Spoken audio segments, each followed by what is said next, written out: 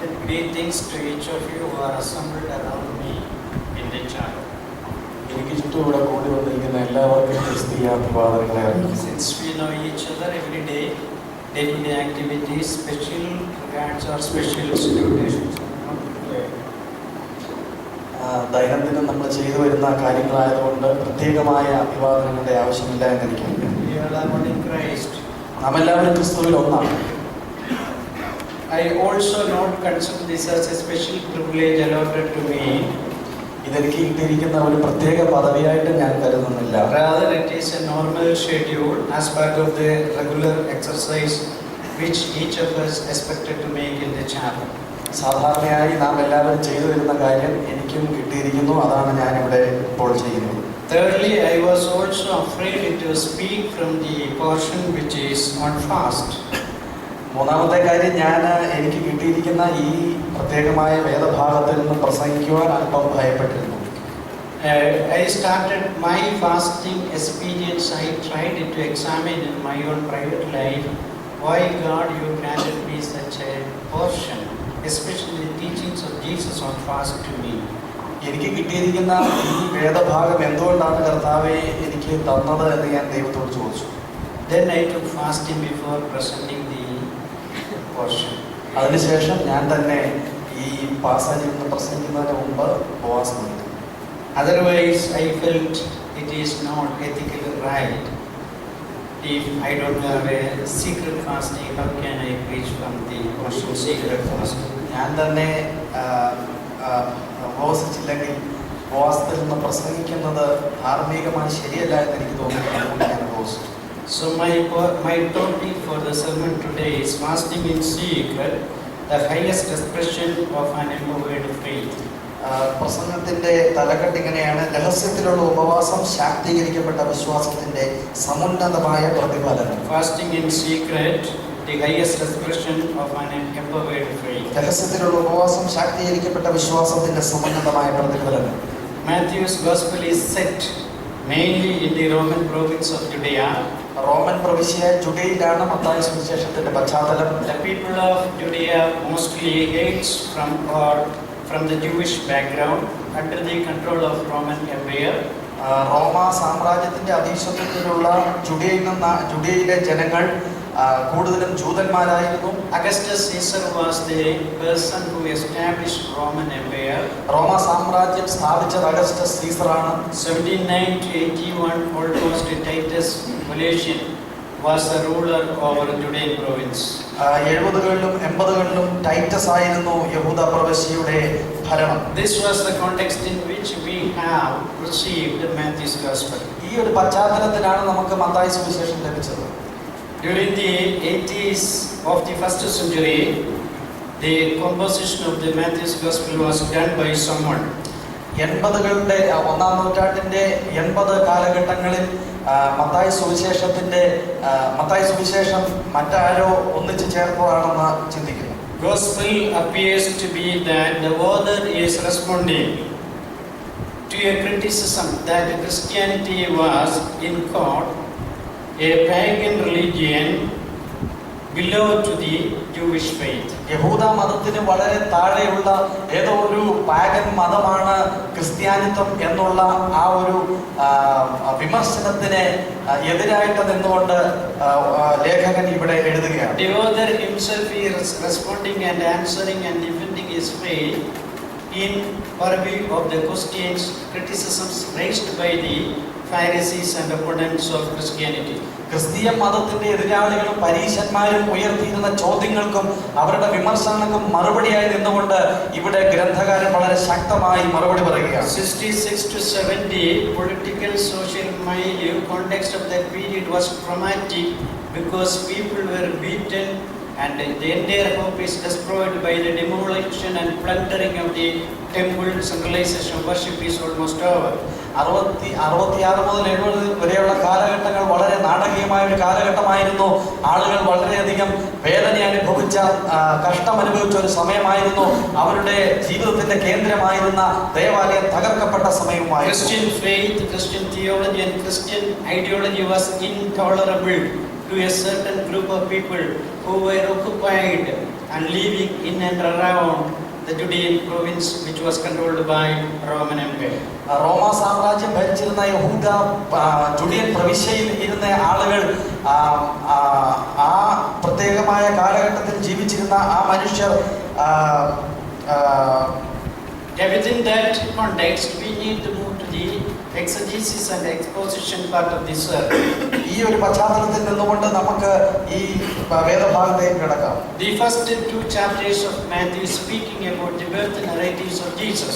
ആദ്യ രണ്ട് അധ്യായങ്ങൾ മിശിഹായുടെ ജനനത്തെ കുറിച്ചാണ് പറയുന്നത്. 3 and 4 chapters speaking about the Galilean ministry of Jesus, who was the Messiah expected to establish his kingdom on earth. 3-4 അധ്യായങ്ങൾ മിശിഹായുടെ ഗലീലിയ ശുശ്രൂഷയെ കുറിച്ചാണ് പറയുന്നത്. 5 to 7 speaks about the best illustration of the kingdom ethics of Jesus, which is very clearly communicated and explained, illustrated in Matthew's Gospel, unlike in the other writings of the New Testament. 5-7 അധ്യായങ്ങളിൽ ദൈവരാജ്യത്തിന്റെ ധർമ്മശാസ്ത്രത്തെ കുറിച്ച് വളരെ വിപുലമായ നിലയിൽ ഉപമകളിലൂടെ അറിയിക്കുകയാണ് മറ്റ് പുസ്തകങ്ങളിൽ ഇല്ലാത്ത വിധത്തിൽ. Therefore, Matthew's Gospel, especially chapters 5 to 7, is immensely remarkable for understanding the ethical value of Jesus' teaching.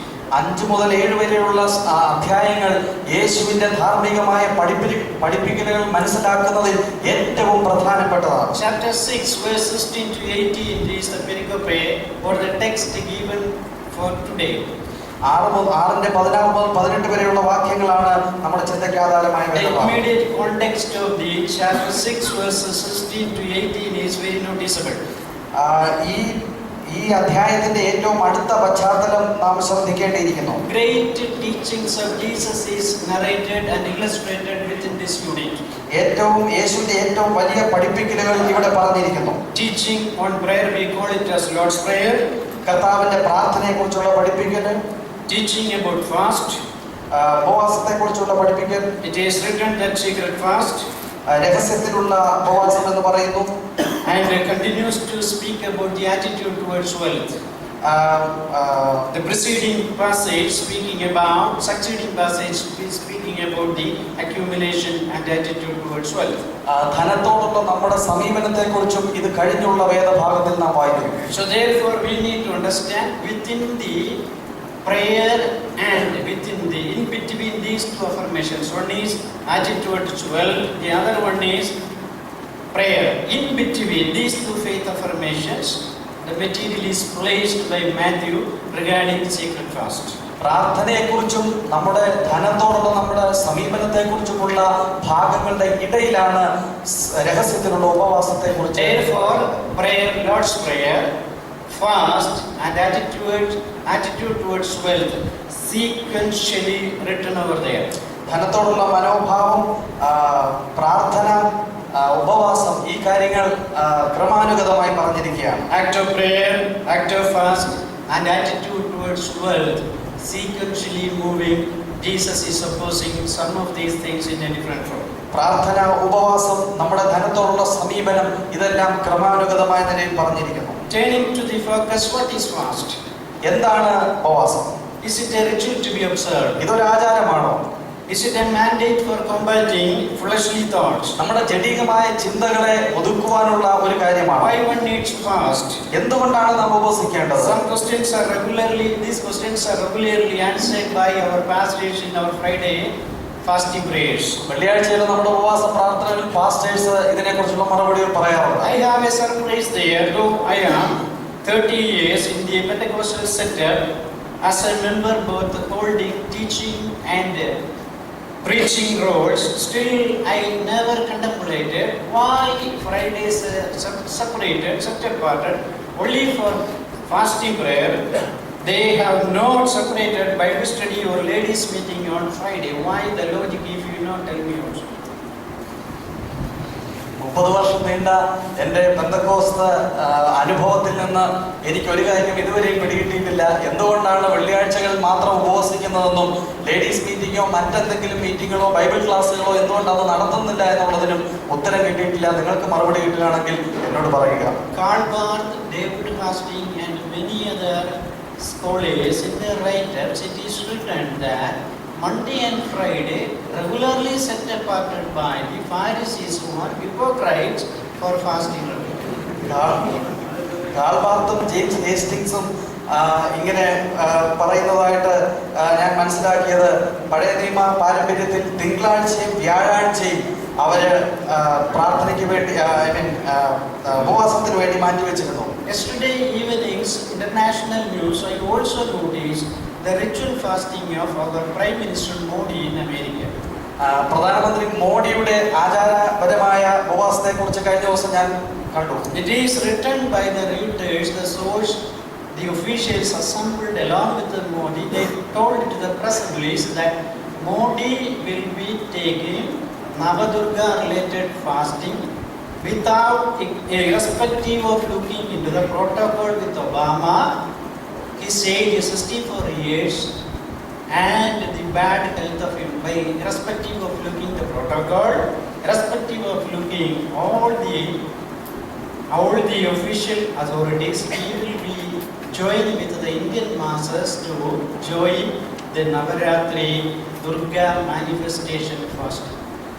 പ്രധാനമന്ത്രി മോഡി അമേരിക്കയിലായിരിക്കുമ്പോൾ അവിടുത്തെ പ്രോട്ടോകോളോ അദ്ദേഹത്തിന്റെ ശരീരത്തിന്റെ ബുദ്ധിമുട്ടോ ഒന്നും ചിന്തിക്കാതെ ഇന്ത്യയിലെ ജനങ്ങൾ എടുക്കുന്ന ദുർഗാഷ്ടമി ഉപവാസം അദ്ദേഹവും എടുക്കുന്നു എന്ന് ഇന്നലെ ഞാൻ കണ്ടു. But Jesus is not talking about a ritual fasting. യേശു ഇവിടെ പറയുന്നത് ആചാരാനുഷ്ഠാനപരമായ ഒരു ഉപവാസത്തെ കുറിച്ചല്ല.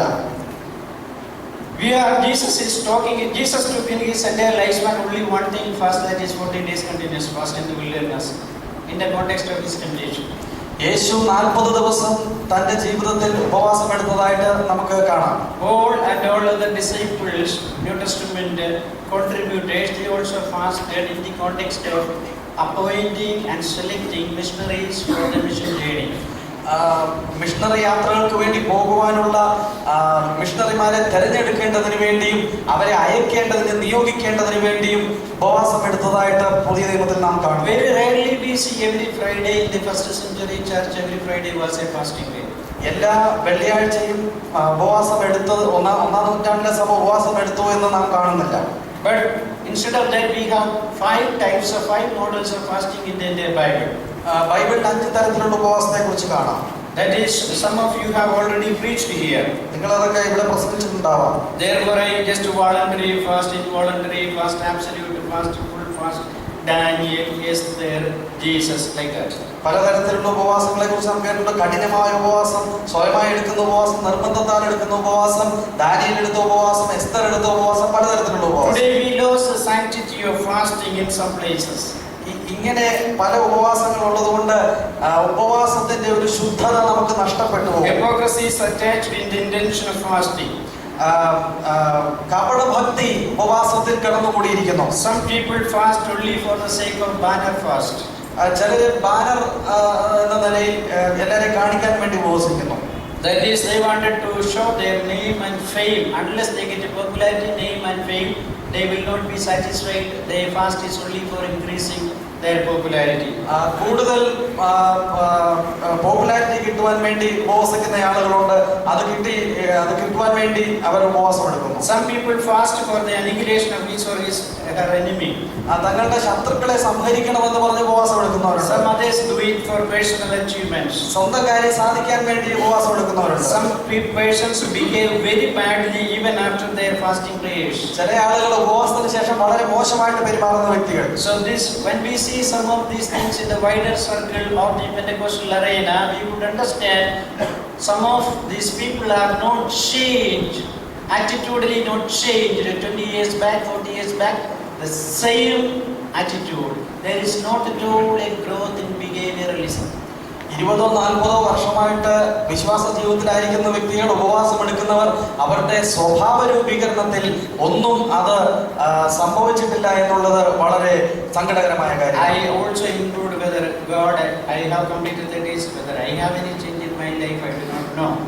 It's an open book, you can think about it. എന്റെ ജീവിതത്തിൽ എന്തെങ്കിലും മാറ്റം വന്നിട്ടുണ്ടോ എന്ന് നിങ്ങൾ പരിശോധിക്കുക. Matthew chapters 6:16-8, not at all helping me to locate. Matthew chapter 6:16-18 is not at all helping me to locate or identify what type of fast is superior over the other type of fast. ഈ നമുക്ക് തന്നിരിക്കുന്ന വേദഭാഗത്ത് നിന്ന് എനിക്ക് ഏത് തരത്തിലുള്ള ഉപവാസമാണ് മറ്റ് ഉപവാസങ്ങളെക്കാൾ മെച്ചമായതെന്ന് എനിക്ക് കണ്ടുപിടിക്കുവാൻ കഴിയും. So that I can recommend one type of fasting to my audience and to my listeners in my community. അതുകൊണ്ട് എനിക്ക് ഈ സമൂഹത്തോട് പറയുവാനുള്ള ഒരു തരത്തിലുള്ള ഉപവാസത്തെ കുറിച്ച് ഞാൻ പറയട്ടെ. How often should I fast? I do not know. How long should I fast, or how long a person should fast? I do not know, because the pericope that I read is not suggesting such things. എത്ര ദിവസം പ്രാർത്ഥിക്കണം, എത്ര സമയം പ്രാർത്ഥിക്കണം, എങ്ങനെ ഉപവസിക്കണം, ഇതൊന്നും ഇവിടെ പറയുന്നില്ല. But the passage given for today is focusing only one creamy idea. ഇവിടെ തന്നിരിക്കുന്ന ഈ വേദഭാഗം ഒരു പ്രധാനപ്പെട്ട ചിന്തയെയാണ് ഉദ്ദീപിപ്പിക്കുന്നത്. Understand the importance of secret fasting. രഹസ്യ ഉപവാസത്തിന്റെ പ്രാധാന്യതയെ മനസ്സിലാക്കുക. And it is which we must practice secretly. The fasting attitude, we must continue to fast. രഹസ്യത്തിൽ ഉപവസിക്കുന്നതിനെ നാം പ്രോത്സാഹിപ്പിക്കുകയും അത് ചെയ്യുകയും ചെയ്യുക. The attitude behind and the motivation behind our fast should be something which is to get deliverance and power, which is to be empowered by ourselves. ശാക്തീകരണം പ്രാപിക്കുക എന്നുള്ള ഒരു ഉദ്ദേശത്തോടു കൂടി ആയിരിക്കണം നാം ഉപവസിക്കേണ്ടത്. We are pastors and we are ministers. We cannot get away from the clutches of the church. If you don't conduct every Friday fasting, churches will label me and you as he is not a holy person, holy pastor, holy pastor. വെള്ളിയാഴ്ച ഉപവസിക്കുന്ന ഉപവാസം നാം നിർത്തിവെച്ചാൽ സഭയിൽ നിന്ന് നമുക്ക് പ്രശ്നങ്ങൾ ഉണ്ടാകും. So some of us are spiritual because we are afraid of the community and churches. Our existence is related with the church. നമ്മുടെ ആസ്തിത്വം തന്നെ അടിസ്ഥാനപ്പെട്ടിരിക്കുന്നത് സഭാ സമൂഹം എന്നതിനെ ബന്ധപ്പെടുത്തിയായതുകൊണ്ട് നമുക്ക് അങ്ങനെ ചെയ്യാതെ തരമില്ല. For persons like me, if I take a doctorate and BDA postdoctoral fellowship, any type of degrees, I will not show any change of attitude because I am afraid of my world fame and popularity. ഞാൻ ഗവേഷണമോ അതിൽ കൂടുതലോ കാര്യങ്ങൾ ചെയ്താലും എനിക്ക് എൻ്റെ പണത്തെയും സ്വാധീനത്തെയും ബാധിക്കുന്നത് കൊണ്ട് ഞാൻ ഇതുവരെ ജീവിച്ചു വന്നതുപോലെ തന്നെ സമൂഹത്തിൽ ജീവിക്കുവാൻ താല്പര്യപ്പെടുന്നു. Therefore, the value of Christian education will be deteriorated and the people will lose the value of Christian education. ക്രിസ്തീയ വിദ്യാഭ്യാസത്തിന്റെ മൂല്യം ഇവിടെ തകരുകയാണ്.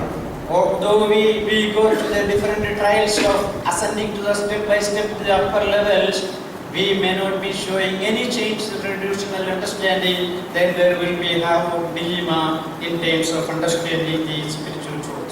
ഓരോ പടവുകളും ചവിട്ടിക്കയറുന്നു എന്ന് നാം വൃഥാ ചിന്തിക്കുന്നുവെങ്കിലും നമ്മുടെ ജീവിതത്തിൽ സമുന്നതമായ ഒരു ചിന്താധാരയിലുള്ള പ്രകടമായ ഉയർച്ച കാണുന്നില്ല എന്നുള്ളത് നമുക്ക് കാണുവാൻ കഴിയുന്ന വാസ്തവമാണ്. Therefore, my topic is, I want to recommunicate that secret fasting is an expression of an empowered faith.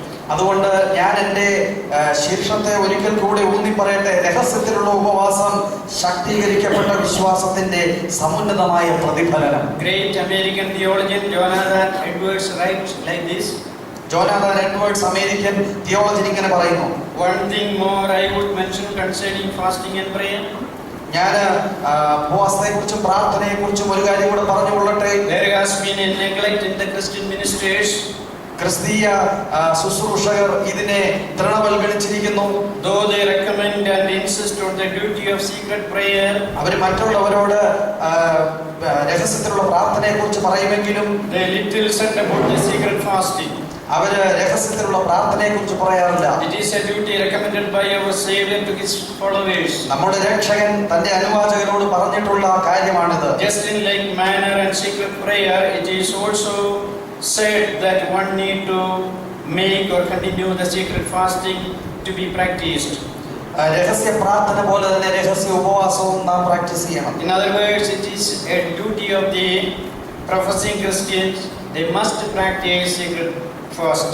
വാഗുകൊണ്ട് പറയുക മാത്രമല്ല, അത് ജീവിതത്തിൽ രഹസ്യ ഉപവാസം നടത്തുകയും ചെയ്യണം. Another missionist or missionary, Andrew Murray too, agreed to the same point. He says, prayer needs fasting for its full and perfect development.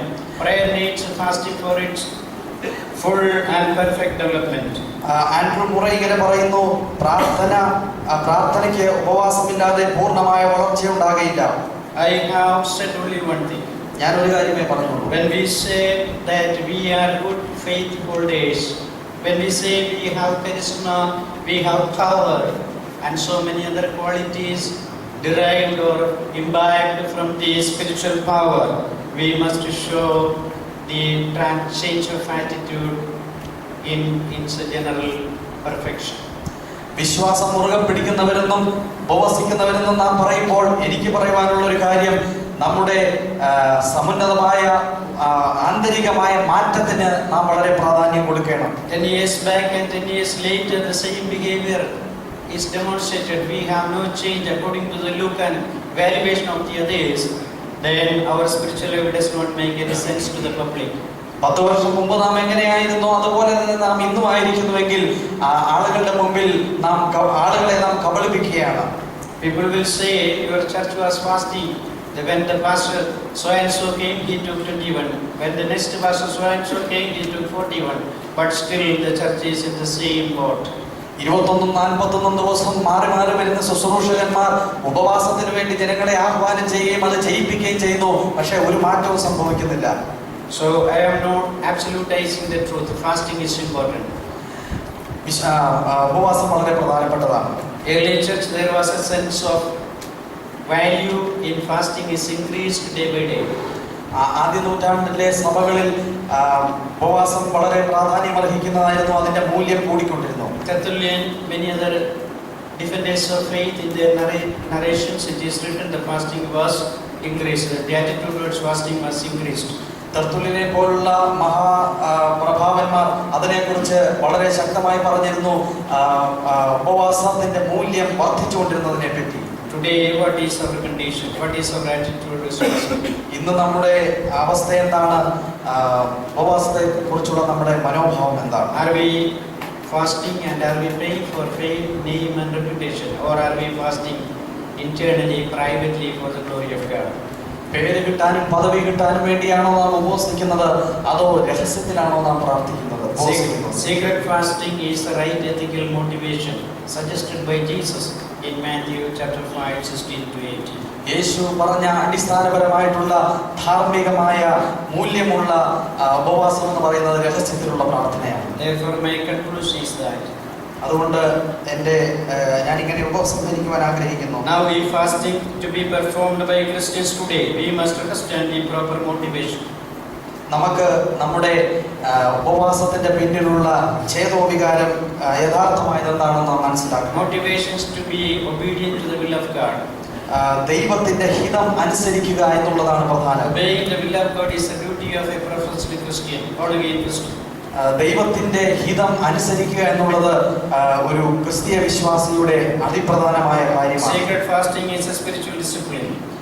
രഹസ്യത്തിലുള്ള ഉപവാസം എന്ന് പറയുന്നത് ഒരു ആത്മീയമായ ഒരു കാര്യമാണ്. It is a performance that is to be illustrated and exercised each and every Christian for the benefit of his or her spiritual life. നമ്മുടെ ആത്മീയമായ ജീവിതത്തിന്റെ വളർച്ചയ്ക്ക് വേണ്ടി നാം അത് ചെയ്യേണ്ടിയിരിക്കുന്നു. With all these qualities, one should fast so that God will grow in us.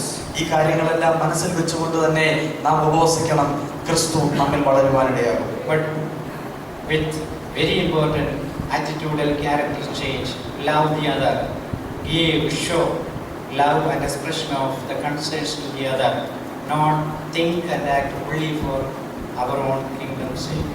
നമ്മുടേതായിട്ടുള്ള സാമ്രാജ്യങ്ങൾ കെട്ടിപ്പടുക്കുന്നതിനപ്പുറം നമ്മുടെ ആന്തരികമായ മാറ്റത്തിന് ഉപവാസം മാറ്റം വരുത്തട്ടെ. Let the fasting make change in the attitude and relationships among or within the communities. നമ്മുടെ സമൂഹത്തിനുള്ളിൽ പരസ്പരമുള്ള ബന്ധങ്ങൾക്കും നമ്മുടെ മനോഭാവത്തിനും ഇത്തരത്തിലുള്ള ഉപവാസം സഹായിക്കട്ടെ.